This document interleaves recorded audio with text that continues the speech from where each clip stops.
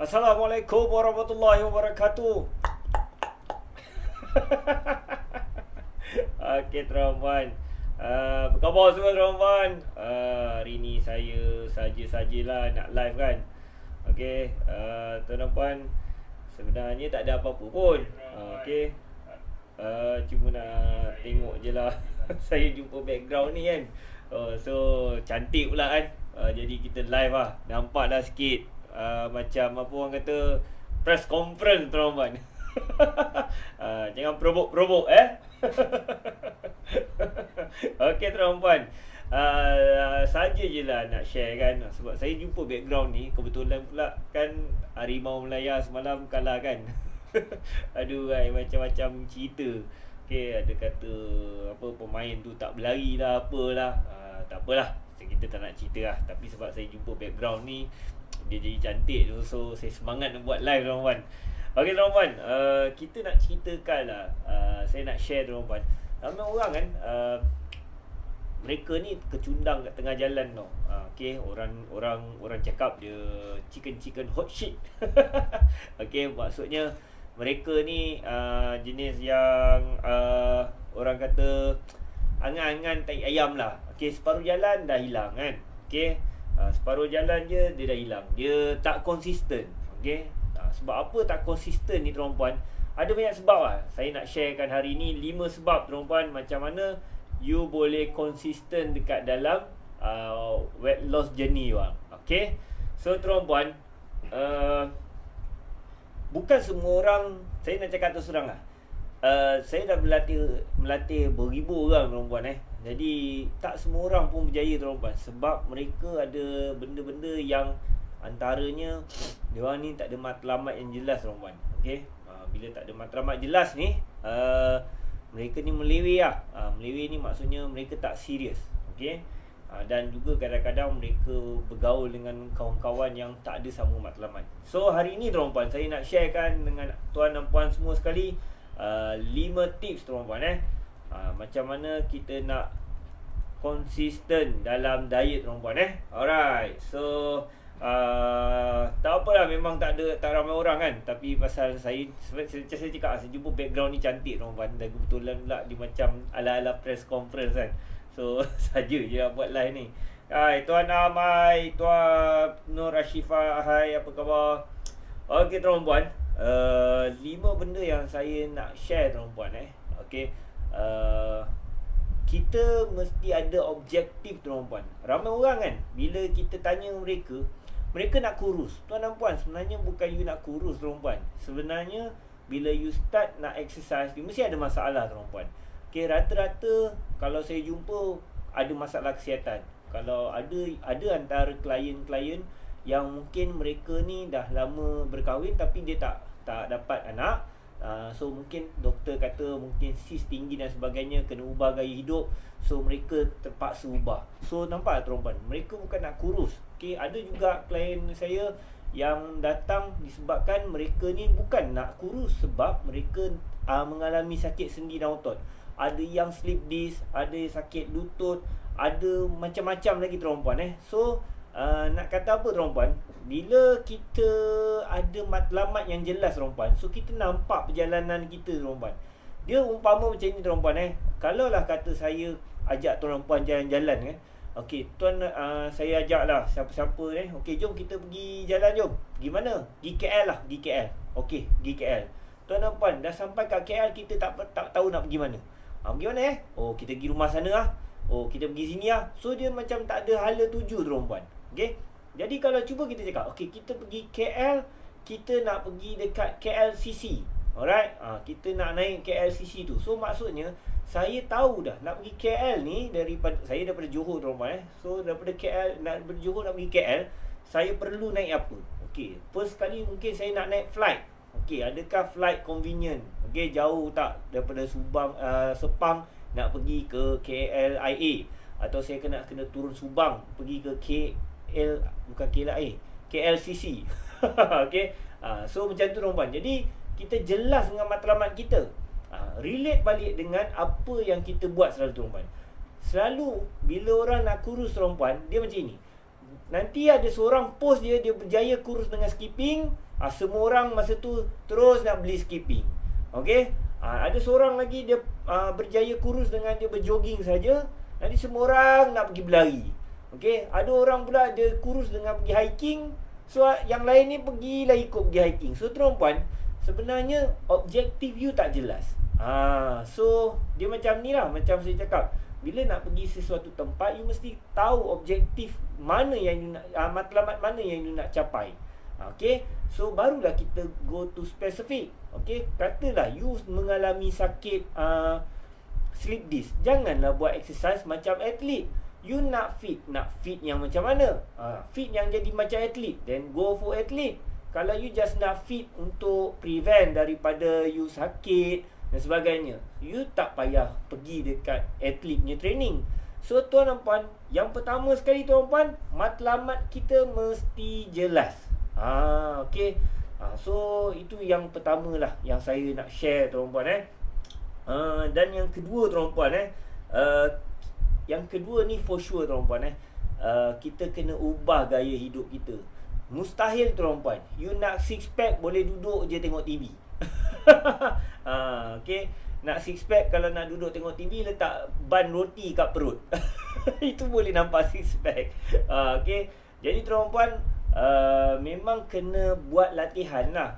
Kalau you nak jadi badan seperti superhero, so memang kena latih macam superhero berlatih lah. Tapi kalau you nak sihat ke apa, sebab tu saya cakap objektif ni kita kena pastikan dahulu apa objektif kita. Ada kadang-kadang orang ni dia ada masalah kesihatan, contoh anxiety, mereka ni ada semput dan sebagainya. So dia tidak perlulah buat latihan yang boleh apa orang kata menjejaskan atau merisikokan tahap kesihatan mereka tuan-puan.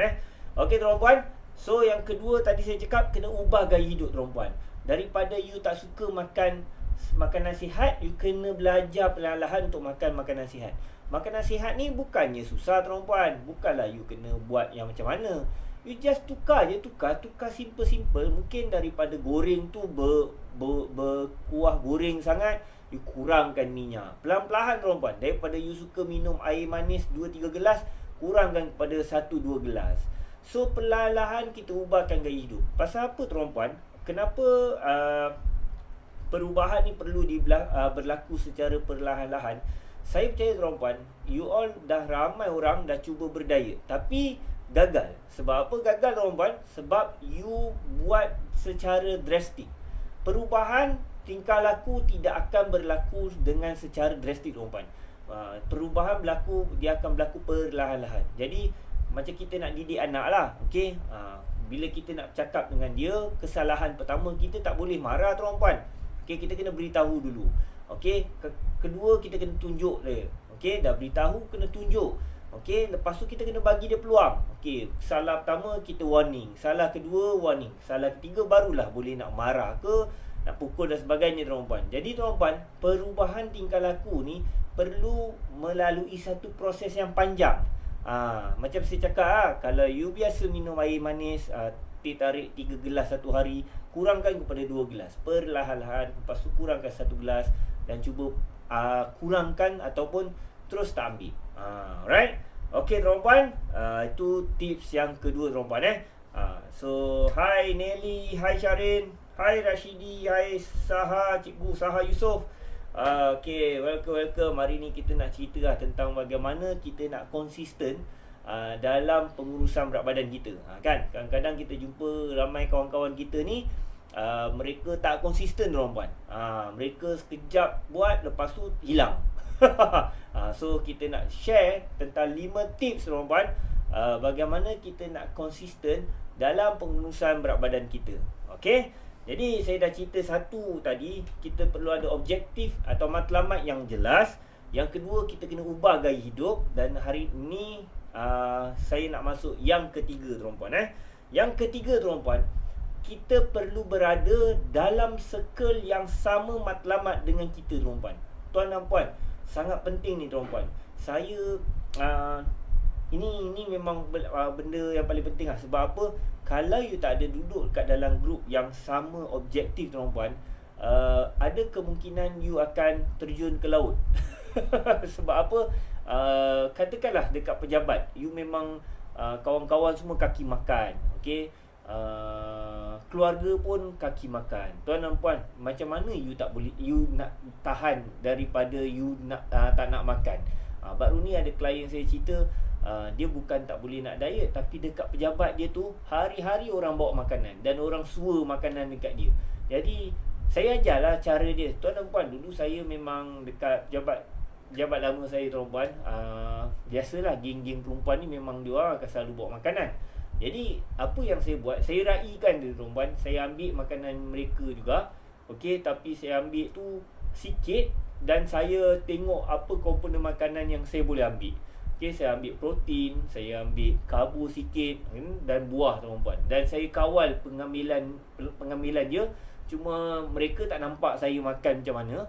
So saya action macam pergi ambil mi, pergi lagi sekali ambil ayam, lepas tu lagi sekali pergi ambil buah. Jadi mereka tak nampak yang saya makan ni sebenarnya sikit, tapi saya macam nampak pergi ambil banyak kali. So benda tu strategi lah, tuan puan, kan. Okay, so macam tu lah, tuan puan. Kita kena duduk circle yang sama. Okay, sebab apa? Dalam circle yang sama ni akan membantu atau memastikan kita, tuan puan, akan terus konsisten. Terutama circle-circle yang orang kata memang mereka ni really supportive lah. Saya ada beberapa group lah sebelum ni, tuan puan. Ada yang group daripada training dengan saya, dan ada group lain datang training dengan saya. Mereka ni ukhuwah mereka sangat rapat. Ada kumpulan yang mereka ni pada mulanya kurus dan sekarang dia dah jadi kumpulan makan, tuan-tuan. Okay. Mereka kalau makan, dia orang pergi makan bersama-sama. Tapi ada satu kumpulan ni, mereka dia dah sekarang dah macam orang kata dah fokus dengan pengurusan berat badan. Bagus, tuan-tuan. Jadi grup-grup macam ni mereka boleh tarik. Saya dengar mereka tarik kawan mereka kalau kawan mereka tu dah apa orang kata dah goyang, dan ni, so dia tarik, jom kita buat workout kat sini, jom kita pergi sana. Sebab apa, tuan-puan? Ada orang mereka ni tak ada motivasi, tuan-puan. Jadi orang-orang ni, kalau you ni tergolong dekat dalam orang-orang yang tak ada motivasi, adalah lebih baik duduk dalam kumpulan yang betul. Okey, jangan convert kumpulan senaman pergi ke kumpulan makan, tuan-puan. Ini bahaya. Sebab apa, tuan-puan? Sebab orang-orang yang kumpulan bersenam ni terdiri daripada mereka-mereka yang obes dan mereka-mereka yang kuat makan dan suka makan, tuan-puan. Jadi kita jangan convertkan kumpulan yang macam ni pergi ke suka makan. So kita tengoklah kumpulan kita. Okey, tapi kalau mereka suka makan pun raikan saja, tuan-puan. Janganlah kita putus hubungan dan sebagainya. Okey, cuma kita mungkin boleh kawal daripada apa orang kata godaan-godaan tu. Okey, tuan-puan, yang keempat, tuan-puan, tips yang keempat, kita nak cerita tentang stres, tuan-puan. Sebab ramai orang mengalami stres. Tak kisah, tuan-puan, kita ni memang hidup kita tak lari daripada stres, tuan-puan. Stres ni sebenarnya okey je. Dia cuma distress dengan eustress. Distress ni yang benda yang boleh memudaratkan diri kita. Eustress adalah benda yang memberi apa orang kata advantage pada diri kita. Okey, tapi saya nak cerita kat sini, stres ni dia boleh jadi pelbagai, tuan-puan. Okey, dia boleh jadi contoh. Tuan dan puan ni terdesak nak kurus dan mengamalkan satu diet yang ekstrim. So tuan dan puan mungkin tak makan nasi, tak makan tu, tak makan ni, berlapar dan sebagainya. Tuan dan puan mungkin bukan golongan orang yang sesuai dengan diet sebegini. Jadi dia agak stres untuk turun, tuan puan. Okey, jadi tuan puan, stres ni memang kita kena manage very well, tuan puan. Janganlah kita anggap benda ni macam benda remeh, tuan puan. So kalau kita tak dapat nak atasi stres ni, tuan-puan, ada kemungkinan penurunan berat badan kita akan perlahan dan mungkin dia stuck kat situ. So mungkin you tak tidur cukup. Okey, mungkin kerja you banyak fikir dan sebagainya, tuan-puan. Macam sekarang ni musim Covid kan, orang-orang yang berniaga mereka ni mengalami tekanan juga, tuan-puan. Termasuk saya, tuan-puan. Kami ni bukannya orang kata dalam kondisi yang baik sekarang. Okey, Sebab dah banyak kali PKP dan sebagainya kan. Cuma sekarang saya nampak PKP ni jadi lebih panjang, dan mungkin ada efek lah kepada orang-orang yang seperti saya macam trainer-trainer. Sebab klien mungkin ada takut nak spend duit, sebab mereka nak saving tuan-puan kan. So tuan-puan, jadi macam tu lah. Stres ni memang kita tak boleh lari daripada dia, cuma kita boleh manage stres ni. Jadi kalau kita tak manage stres ni, tuan-puan, kita akan jadi lebih bimbang. Dan kalau dikatakan dalam fisiologi tubuh badan, kortisol hormon kita akan meningkat. Benda-benda ni akan affected, akan memberi kesan kepada proses pembakaran lemak. Rugi tuan-puan. Jadi tuan-puan, manage your stress. Antara manage stress adalah time management kena bagus tuan-puan. Jadi kalau you bekerja dengan orang-orang, bekerja sendiri, you mesti atur time management dengan baik. You bekerja dengan orang pun sama. You kena ada due date. You kena jaga due date dan sebagainya tuan-puan. Jadi kalau you dapat manage stress ni, contoh dalam pengurusan berat badan, you stress nak turun berat badan, mungkin you boleh cuba jangan cuba diet-diet yang orang kata ekstrim. So you try diet-diet yang orang kata tak perlu berlapar tuan-puan. Orang panggil pun diet tanpa stres. So tuan-puan, itu yang keempat tuan-puan. Tuan-puan, ini yang kelima, yang terakhir tuan-puan. Tuan-puan, sebaiknya tuan-puan, untuk memandu kita, memberi kita motivasi, kita perlu ada seorang jurulatih tuan-puan. Jurulatih. Tak kisahlah you masuk join dalam group ataupun you ada personal trainer you sendiri. Sebab mereka ni akan guide you, akan beri motivation pada you, akan berikan explanation pada you.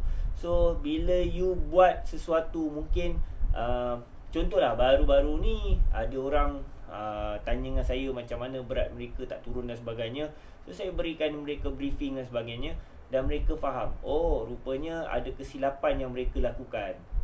Dekat sini, kat sini, kat sini.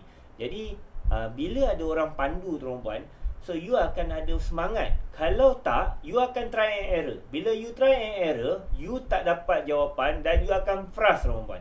Sebab tu tuan-puan, bila ada coach ni, bagusnya mereka ni akan dibimbing, mereka ni akan orang kata dipandu ke jalan yang benar. So tuan-puan, sebab itulah nak jadi jurulatih ni bukan senang tuan-puan. Saya dah banyaklah tuan-puan yang baru-baru ni ada orang yang mengalami sakit tu sakit ni, minta pendapat. So insyaAllah lah tuan-puan, kita boleh bantu. Dan saya bagikan free consultation, bagi secara percuma. Jadi kalau mereka berniat untuk orang kata bekerjasama dengan kami, bolehlah kami bantu dengan lebih lah. Tapi kalau tak ada, kami akan berikan info secara percuma tuan-puan. Jadi tuan-puan, sekiranya tuan-puan inginkan panduan atau orang kata bantuan secara percuma tuan-puan, kita boleh berikan sesi consultation. Tuan-puan boleh saja PM saya dekat WhatsApp, dekat dalam Facebook. InsyaAllah tuan-puan, kita boleh buat Zoom lebih kurang 15 minit. So saya cuba bantu tuan-puan apa masalah tuan-puan hadapi, supaya kita boleh bantulah. Alright, 15 minit tu secara percuma lah. Tapi kalau tuan-puan rasa perlukan perkhidmatan kami, dan boleh kita discuss. Kalau tak ada, benda tu kita buat servis je tuan-puan. So tuan-puan, sampai sini saja tuan-puan. Macam saya cakap, sebenarnya saya bukan nak cakap banyak, sebab saya jumpa background ni cantik tuan-puan. So saja je lah nak buat ni. Tuan-puan, saya rasa tak ada apa-apa soalan pun. Right, jadi itu saja sampai sini lah FB Live saya pada hari ni tuan-puan. So saya share tadi 5 tips bagaimana kita nak kekal bermotivasi dalam pengurusan berat badan. Yang pertama tuan-puan, saya dah cerita, mesti kita ada matlamat atau objektif yang jelas. Yang kedua, kita mesti kena ubah gaya hidup kita sendiri. Yang ketiga, kita kena duduk dalam circle yang sama objektif dengan kita tuan-puan. Nanti kalau mana yang baru masuk, boleh tengok live saya yang tadi tu. Yang keempat, kita kena pandai manage kita punya stres. Dan yang kelima, sebaiknya tuan-puan dapatkan panduan daripada orang-orang yang ada knowledge, ada ilmu, ada certification dalam bidang ni tuan-puan. Okay. Alright tuan-puan, sampai sini saja tuan-puan live saya hari ni. Kita jumpa lagi pada sesi-sesi akan datang. Assalamualaikum warahmatullahi wabarakatuh. Selamat sejahtera tuan-puan.